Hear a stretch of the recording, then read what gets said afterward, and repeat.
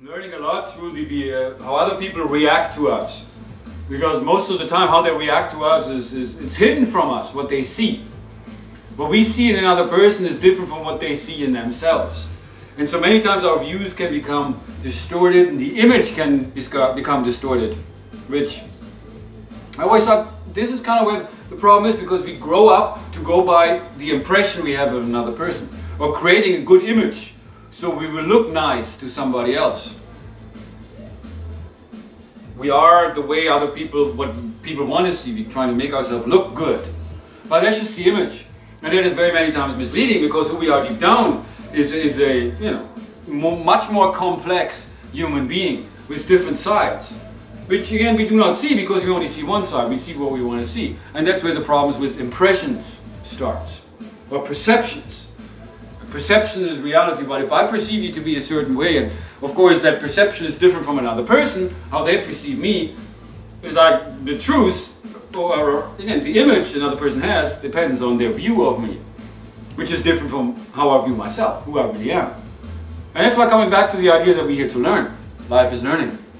It's really a matter of opening up our views, our perception, go beyond the image we have of another person, to really get to know them as a matter of constantly being present and just observing without jumping to conclusions or going by our impressions, our evaluations, our judgments, which many times they interfere with healthy human relationships. And that's really where it begins, where we make this world a better place by creating better relationships with others, between ourselves and others.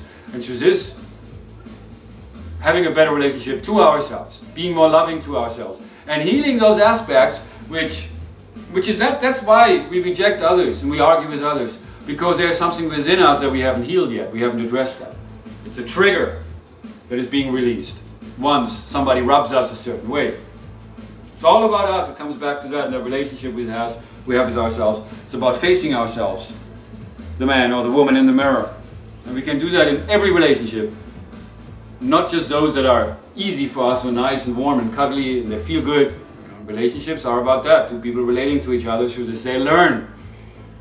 It is impossible if you reject somebody on the basis of you don't like what they said, or you take offense to that, you take it personal, you take it out of context, and then many times you leave the relationship because you don't want to deal with something that you don't want to deal with. That's just how it is. Let's just be honest. But what happens then to being able to see ourselves clearly